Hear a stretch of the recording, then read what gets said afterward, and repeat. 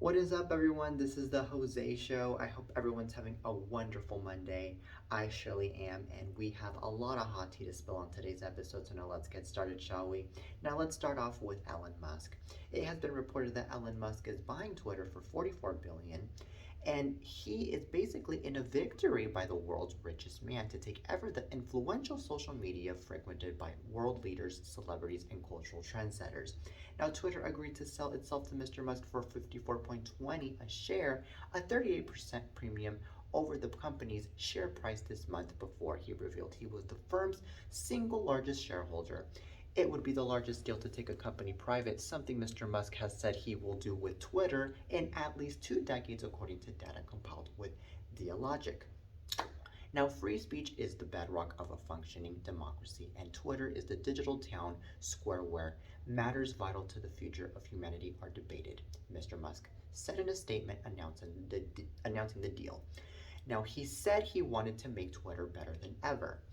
Now, the blockbuster agreement caps what had seemed an improbable attempt by the famously mercurial Mr. Musk 50 to buy the social media company, and immediately raises questions about do what he will do with the platform and how his actions will affect online speech globally. Now, the billionaire, who has more than 83 million followers on Twitter and has romped across the service, hurling gibes and memes, has repeatedly said he wants to transform the platform by promoting more free speech and giving users more control over what they see on it. By taking the company private, Mr. Musk could work on the service out of sight of the prying eyes of investors, regulators, and others. Yet scrutiny will likely be intense. Twitter is not the biggest social platform. It has more than 217 million daily users compared with billions for Facebook and Instagram, but it has had an outsized role in shaping narratives around the world. Political leaders have used it as a megaphone, while companies, celebrities, and others have employed it for image making and brand building. Now, in recent years, Twitter has also become a lightning rod for controversy as some users spread misinformation and other toxic content on the service. Former President Donald J. Trump frequently turned to Twitter to insult and inflame before getting barred from the platform after the January 6th riot. At the Capitol last year, the company has repeatedly been forced to create policies on the fly to deal with unexpected situations. Now, in a statement, Brett Taylor, Twitter's chairman, said the board had conducted a thoughtful and a comprehensive process to assess Elon's proposal with a deliberate focus on value certainty and financing. The proposed transaction will deliver a substantial cash premium, and they believe it is the best path forward for Twitter's stockholders. All right. So this is actually a pretty big move right here that Twitter is making by having Elon Musk buy Twitter. I personally feel like, if Elon Musk really wants to change Twitter and make it more of a free speech platform and make it more of a spatial platform especially, then so it be, and he can go ahead and do that. But here's the thing, though. If Elon Musk is really going to go off and he's going to get political with Twitter and he's going to go off and he's going to let other people say whatever the heck they want, even if it's too hurtful, like too hurtful, then that's just going to cause the social media platform a lot of issues, to the point that a lot of people are going to end up quitting Twitter and they're going to end up joining other social medias. And the more people are going to be quitting Twitter, the more it's going to be a loss for the company. So that's not going to be a really good thing right there if Elon Musk is really going to go down that direction. In my personal opinion, I feel like if Elon Musk really wants to fix Twitter and if he really wants to make Twitter more of a free platform, then what he's going to have to do is he's going to have to still keep Twitter the way it is in some ways. And by that being said, I feel like he still needs to ban Trump from Twitter because that man has caused so much chaos in Twitter, and I think Twitter has been in peace now that Trump has been gone from that social platform. And also, I feel like he needs to really make sure that the people that are in that platform are safe and are happy and are not being provoked by any stupidity that's being said by any other person or by any other political figure that's out there on Twitter, you know? So that's what I really have to say, especially because for years and for decades, Twitter has been the main target for political figures, especially to be throwing a bunch of shade and to be hurting other people and to be hurting a bunch of other um, political figures as well. So that is just not what I feel Twitter should be about, in my opinion. I feel like Twitter should just be about the safetiness, the happiness, and about, you know, enjoyment, especially because it's a social media platform. So that's what I think. And also, I feel like if Elon Musk really wants to better Twitter, I also feel like he should make sure that there is an edit button for Twitter because for years we have been struggling with that, unfortunately. We have been tweeting um, wrong information on accident and then we want to edit it, but then we can't because there is no edit button. So then unfortunately we have to delete the tweet and then we have to retweet, which is a whole pain right there. And also, another change that I would suggest for Elon Musk, now that he is owning Twitter, is for him to also um, allow for us to upload videos that are longer to the social platform. So that way we can be able to share longer videos on the social platform and we won't have a hard time trying to share it. You know, and there are many other things that he needs to do in order to make the social media better. So that is just my take on this for Elon Musk. But we're just gonna have to see how this whole entire Twitter thing gets to roll for the next few weeks, few months, now that he is the owner of the social media platform.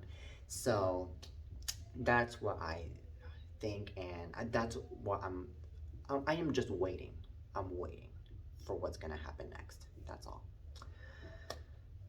Alrighty then, so now from Elon Musk now owning Twitter to now Megan Thee Stallion. So Megan Thee Stallion recently had an interview with Gayle King about her shooting incident that happened with her boyfriend Tory Lanez. And well, things went pretty sour, obviously, in the interview because I mean it was a really deep story. Um, so anywho, she not only got not only did the interview get a bit sour, but also it got really emotional. That Megan Thee Stallion even got tearful in the interview. Well, apparently, Megan Thee Stallion, she opened up about the alleged shooting that took place in July 2020 between her and Tory Lanez in an interview with Gayle King on CBS Morning. The 27-year-old rapper gets emotional as she details the shooting that saw bullet fragments allegedly hit her feet, requiring emergency surgery. Well, Gail asked Megan what started the argument in the car before the alleged shooting, and the rapper recalls how everything happened so fast. Well, this is what Megan got to say. Megan got to say, there was an argument because I was ready to go and everybody else wasn't ready to go. And she went on and said, but that's like normal friend stuff. We fuss about silly stuff all the time, but I never put my hands on anybody. I never raised my voice too loud.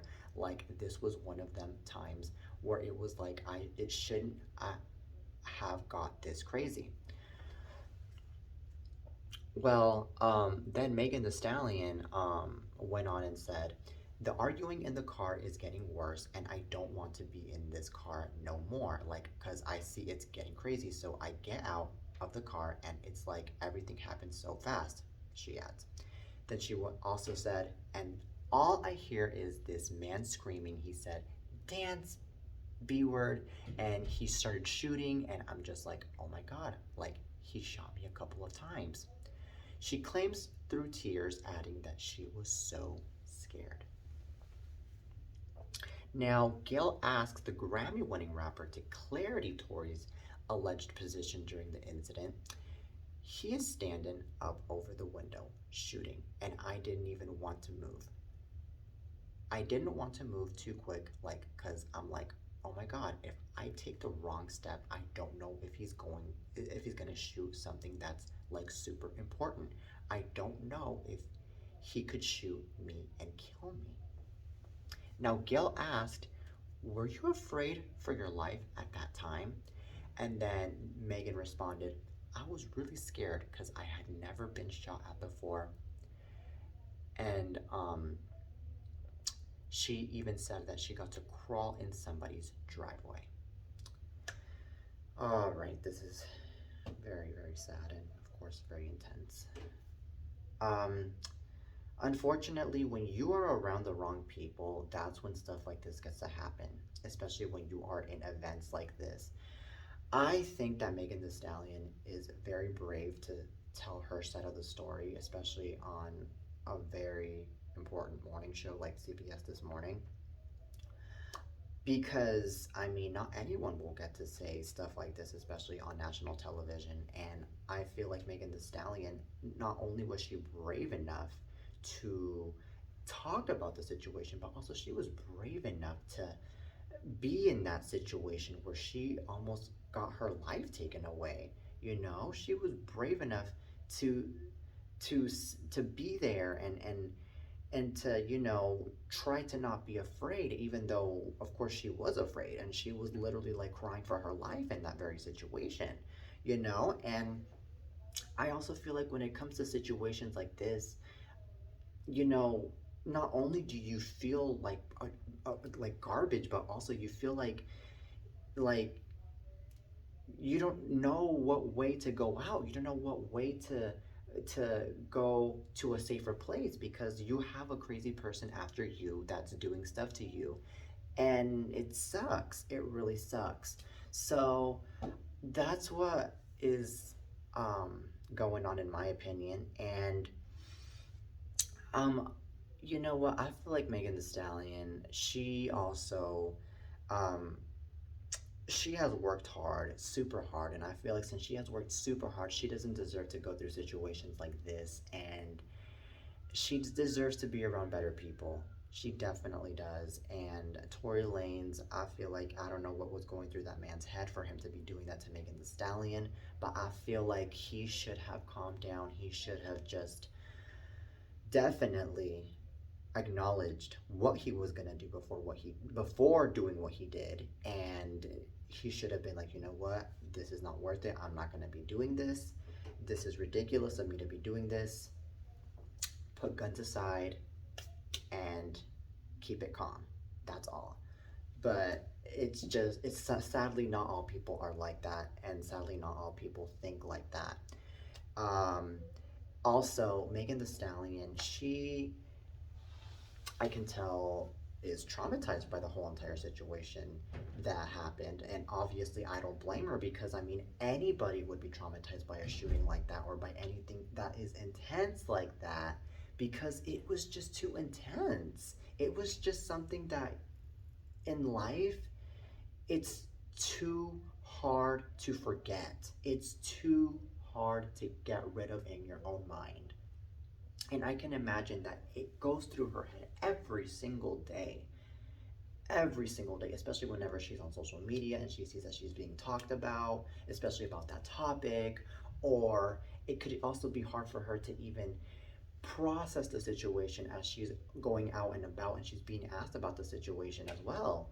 You know, it's crazy for her. It really is crazy. But honestly, what I have to say about that is it's stuff like that that really makes us as stronger people in life. And I know that Megan Thee Stallion, she is even stronger now after what just had after what had happened. So that is all I have to say about this whole entire situation. But Megan Thee Stallion, you are a strong woman and you keep it pushing. All right, so now from Megan Thee Stallion to now more hot tea. So now let's talk about um, more hot tea, obviously. So let's talk about the Real Housewives of New Jersey. So Apparently, there is a reunion trailer for season 12, and apparently Dolores Catania recently confessed on Bravo's What Happens Live with Andy Cohen that she was still not right from taping the season 12 reunion for The Real Housewives of New Jersey, and now we know why, thanks to ET's exclusive first look of the trailer. Well, apparently Dolores and her castmates, Teresa Judas, Melissa Gorge, Margaret Josephs, Jennifer Aiden, and Jackie Goldshiner gathered together on a Nashville-themed set with Andy Cohen to revisit the season that was in a three-part special that seemingly only creates more tension for the group. Well, the Super Tease opens on a behind-the-scenes screaming match between Teresa and Joe Gorga, her brother and Melissa's husband, with Teresa demanding her baby bro tell Margaret to shut the F up before suggesting he slap Margaret's husband, Joe Bignino, upside his head. Now, um, this is what Joe got to say. Joe got to say, you know what? Be a sister every once in a while. And Joe got to say it while he was storming off and muttering under his breath.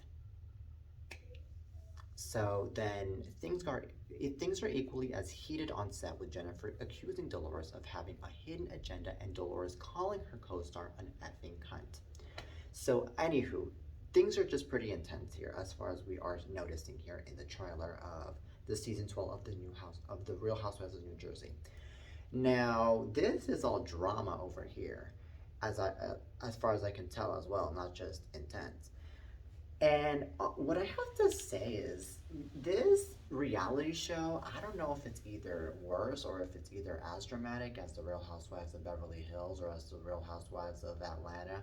I really don't know, but it seems to me that it could be as dramatic as those two other shows because of how much drama I am seeing here and how much cussing I'm seeing here and then how much ranting I'm seeing here.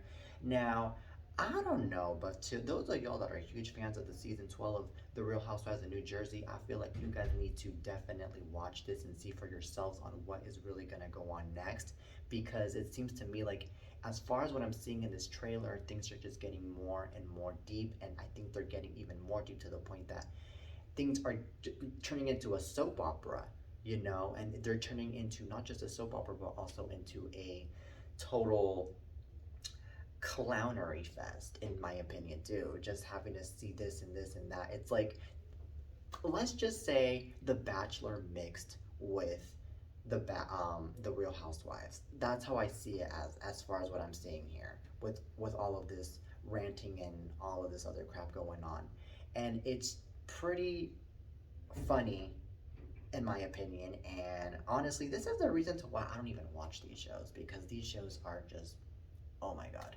too much for me to handle. No shade at all, but I'm just saying. But anywho, do not miss the season 12 of The Real Housewives of New Jersey, which is going to be coming soon, you guys. So don't miss it at all. It's going to be coming on. The season 12 finale is going to be airing on Tuesday, which is tomorrow, at 8 p.m. Eastern Pacific time on Bravo. And the season 12 is going to be kicking off before the reunion kicks off. So, and it's going to be the finale, by the way, the season 12 finale. So, anywho.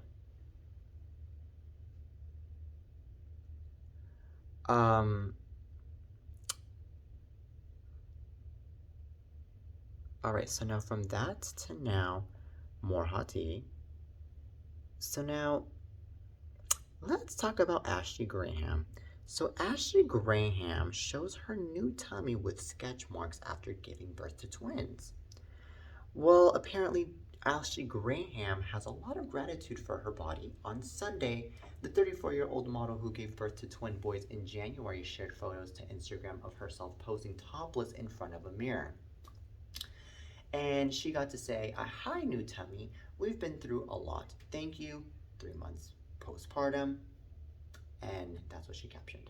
Now, in the first pic, the mother of three is wearing black underwear and holding her chest as she knows the stretch marks on her stomach. In another picture, the model grabs her tummy, keeping things light and fun. Graham ends the post with a picture of her posing in the same mirror, making a funny face. Now, Graham and her husband, Justin Irvin, announced in January that they welcomed their twin boys. A month later, the Pretty Big Deal host and the photographer revealed the name of their sons, Malaki and Roman. Those are their names. So, anywho, um, this is pretty amazing how she is going on to Instagram and she's showing off her postpartum body. And honestly, I feel like that is a very good thing right there that she's doing that, because I feel like she is trying to show the fact that as a woman, and she's also showing a very good example too, that as a woman, it is okay and it is perfectly fine to show off your body, especially after giving birth, because there is nothing better than to show that you are confident with your own body, especially on social media, and that you should not let anybody, especially any of the ridiculous critics, get to you. Because, I mean, if you're going to be hiding your body, especially on social media, then chances are you're not really giving the good example that it's not a good thing, that it is a good thing to, or it's all right to feel positive and confident about your own body. And also, the more you are not going to be sharing that kind of stuff, the more you are not going to be confident about yourself as well, So that's what I'm trying to say here. So just be confident, be you, especially to all the women out there that are watching this, because that's the key in life, is to be confident. It really is. And also, I mean, a postpartum body is very beautiful because you're showing off the fact that you just had a child in your body, and that you carried that child, and that you were strong enough to carry that child in your body for 9 months. So that's what I'm personally thinking of in this situation here. So, congrats though to Ashley Graham on her twins, by the way. I really wish her a lovely a lovely motherhood, and especially a lovely parenthood along with her husband. So, um, anywho, be confident for who you are, and do not forget to even be confident. That is all I have to say for this situation here. So, anywho, so now from that to now, um, Hayley Williams. All right, so Hayley Williams surprises Billie Eilish fans by joining her for her Misery Business performance at Coachella. Now, as we all know, last night Coachella closed. Um, since last night was not just the final day, but also it was the final weekend of Coachella this past weekend. And Billie Eilish made the world's wildest Coachella dreams come true over the weekend. Well, on Saturday night, the 20-year-old singer headlined the second weekend of the Coachella Valley Music and Arts Festival in Indio, California, and brought out Paramore's Hayley Williams for a stripped-down performance of the band's 2007 song Misery Business. Now, the ladies were joined by Eilish's brother Phineas and another guitarist as they sat in the middle of the stage and bailed out the pop punk classic. Williams led with the first verse as Eilish looked on in amazement before joining her in the chorus along with the crowd. So, anywho, that is amazing though that Billie Eilish got to bring out Hayley Williams to the stage, because I mean, we all love Hayley Williams. Hayley Williams is an icon. We all know her from Paramore, which, by the way, Paramore really goes back to my middle school days, ladies and gentlemen. Really. I still can't forget one of their biggest hits, by the way, which is in my head right now. But anywho, I think that when it comes to Coachella's festivals, it really is amazing having to bring huge artists, and having to bring especially the artists that bring us back those good old memories from the past, like Hayley Williams, or other good artists from the past, because not only does it bring, of course, more of an audience, but also it really lifts up the moment even more, and I also think that Hayley Williams and Billie Eilish made a really good collab right there, because the both of them have really good voices, and the both of them, they sing really good music, and it's iconic. It really is. Um, and I also feel like Hayley Williams, she is that kind of person that is very down to earth, and she is able to go out and do stuff for people regardless of where, when, and also to, you know, impress the fans, especially because the fans especially want to know what is of Hayley Williams, because a lot of people haven't known anything of Hayley Williams in a few years. So it's about time that we get to see her back on that stage, and we get to see her especially on Coachella. um and I also feel like Hayley Williams, she is also very, very, you know, a gorgeous woman, of course. She is very gorgeous. And I think that, you know, of course, a lot of people would love to see her, not just for the talent, but also because of how gorgeous she is. So that's another reason. But um, I really am happy though that the both of them got to be on stage last night, and also I feel like it was a very important way to close the event of Coachella, especially on the closing weekend of Coachella. So, anywho, there is nothing better than to close the weekend of Coachella with a throwback artist, and that throwback artist happened to be Hayley Williams. All right, so now from Hayley Williams and Billie Eilish to now more hot tea, obviously. So now let's talk about Pete Davidson and Kim Kardashian. All right, so these two love birds. Ay, ay, ay. Well, Pete Davidson and Kim Kardashian support his pal Jon Stewart as he accepts Mark Twain Prize. Well, um, on Sunday, well, yesterday, the couple was spotted in the audience at the Kennedy Center in Washington, D.C., in honor of Jon Stewart, who was presented this year with the annual Mark Twain Prize for American Humor. While the pair did not pose on the red carpet at the star-studded event, the Saturday Night Live comedian and reality star were seen in their seats, Kardashian sporting what appeared to be a black textured ensemble. Meanwhile, Davidson opted for a black suit jacket and pants paired with a black t-shirt. Now, at one point during the ceremony, Davidson, whom Stewart has referred to as one of his favorite people, took the stage and told the audience the most controversial thing Stewart's done is be friends with me. And then Davidson was not the only star to participate in celebration of Stewart. Samantha Bee, Steve Carell, Dave Chappelle, Jimmy Kimmel, Olivia Munn, Ed Helms, Bassem Youssef, and Bruce Springsteen were all a part of the ceremony, whether remotely or in person. All right, so this is amazing how I see that Pete Davidson and Kim Kardashian were there to support Pete Davidson's friend, you know, because there is nothing better than to see your own friend be there for you and to support you, especially on one of the best days of your life, especially when you are receiving a prize, or if you're graduating from school or anything else, you know.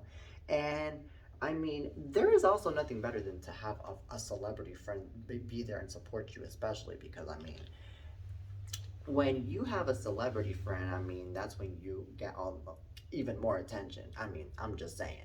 But that's what I personally think here. Now, as for Kim Kardashian being there in the event, and all these other big artists, I mean, that's also amazing too. I mean, it's just seeming to me that this event just turned into a Hollywood event more than it was into a just simple event where you are getting prizes. So that's actually pretty amazing right there. Now, I honestly think that Pete Davidson and Kim Kardashian, they are going to probably last, because it really seems to me that the both of them really like each other, and the both of them really are there for each other, especially uh, after this whole entire Kanye West mess that happened. And I also think that not only are the both of them going to be seen in an event like this, but I also feel like the both of them are going to be seen in many, many more events. I feel like they're going to be seen on next year's Oscars, next year's Grammys, next year's Critics' Choice Awards, Golden Globes Awards, you name it. They're going to be seen everywhere, ladies and gentlemen. And I am here to confirm you this because of how close they seem to be and how loving they seem to be towards each other. And also, I think that Kanye West is definitely gonna go off and continue to get jealous because of the both of them loving each other, and being there for each other. And then Kanye West is going to continue to try to call more attention because of this. But honestly, it's just going to be completely ridiculous because Kanye West only wants the attention, and he's just there for the attention, and he's not there just to, you know, really just be there for better things other than the controversy, and the attention. And that's just to me ridiculous. So that's what it's seeming like to me, since he's just gonna go. Since it sounds like to me that he's just going off and off and off, just talking about Pete and Kim, instead of talking about his own life and his own things. So that's what I personally think is going to happen next with Kanye.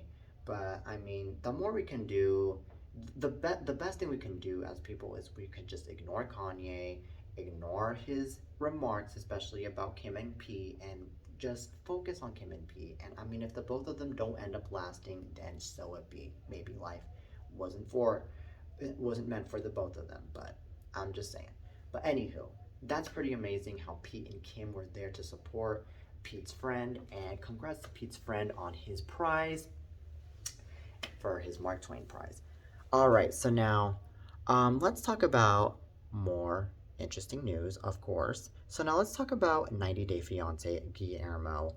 Well, apparently 90 Day Fiance Guillermo gets upset at Kara calling him a toddler due to their age difference. Well, apparently Guillermo is not here for his fiancée Kara, making fun of their age difference. On Sunday's episode of 90 Day Fiancé, 23-year-old Guillermo got upset when 29-year-old Kara called him a toddler in front of his older brother. Now, Guillermo, who's from Venezuela, met Kara in the Dominican Republic where she was working at the time. He was a waiter at a restaurant and served her and her friends tequila shots, and Kara said she was immediately attracted to him. Kara proudly called herself a cougar and called him a beautiful young boy, but noted that he was legal at the time since he was 21. The two eventually got serious, and Guillermo is moving to Virginia to be with Kara. Now, during Sunday's episode, Kara flew to the Dominican Republic to pick up Guillermo before heading to the US. She spent time with his friends and family, including his older brother, Christopher. Christopher told cameras he worried about Guillermo moving to the United States because he was still a kid and didn't know how he would fit in with Kara's friends. Now, he candidly asked Kara what her friends thought of Guillermo, given that he himself was surprised that Kara went for him and not an older guy. Now, Kara didn't take offense and, in fact, called herself a proud sugar mommy. Guillermo, however, objected to being called a sugar baby and stressed to cameras that he also wasn't in the relationship just to get to the US. Well, anywho, this is actually pretty intense here. This is actually pretty interesting at the same time. Now, if Guillermo's the sugar baby and Kara is the sugar mama, then we have a problem here. We definitely have a problem here because it seems to me that Kara is only being used by Guillermo. Because here's the thing, a lot of the times when these men look for older women, especially are dating these older women, they are just with these older women for the money. They are not with them for the love. They are not with them for the friendship at all. It's just for the freaking money. And it's just of course for taking them out for dinner and stuff like that as well. That's all what it's for. And that to me is what really irritates me about these sugar babies that are with their sugar mamas. Because, come on now, these people need to stop taking advantage of them, and they need to actually be more considerate of these older women, and they need to just be friendly to them and just be there for them, and that's all. And also acknowledge the fact that these sugar mamas, they are tired of paying for anybody's crap. They are tired. They just want the friendship. They just want to have a good time, and that is all. That's what I see it. That's how I see it here. And also what irritates me a lot about these sugar babies, about these sugar men and sugar um, um, daddies too. It's not just the sugar mamas. You know, what irritates me about these kind of people is that these kind of people, they easily fall into these tricks of the sugar babies. They think that these sugar babies are actually loving them, they are actually there for them, and that they will last. But no, chances are these sugar babies will only use you for a little while, and then once they are done with you, and they are especially done with using you, they will go off and put you aside, and they'll ignore you, and they'll act like they never even met you in your life ever again. That's how these sugar babies function, unfortunately. And that is so disgusting. It's irritating. It really, really is. You know, so to all the sugar mamas out there and to all the sugar daddies out there, make sure you find yourself someone that you are comfortable to be with, that you are comfortable, especially someone that's around your age and that won't use you, especially financially. Okay? Cause come on now. It's a pain in the ass having to tolerate with these sugar babies. It really is, especially when the guy is in his mid 20s and they take advantage of a woman that is in their 50s or 40s. That is especially what even irritates me even more. So, anywho, that is all I have to say. So, anywho, that is it for today's show, you guys. I hope you guys enjoyed today's episode of the Jose Show, and I'll be back with more hot tea. So please stay tuned with more. Anywho, till next time, and happy Monday.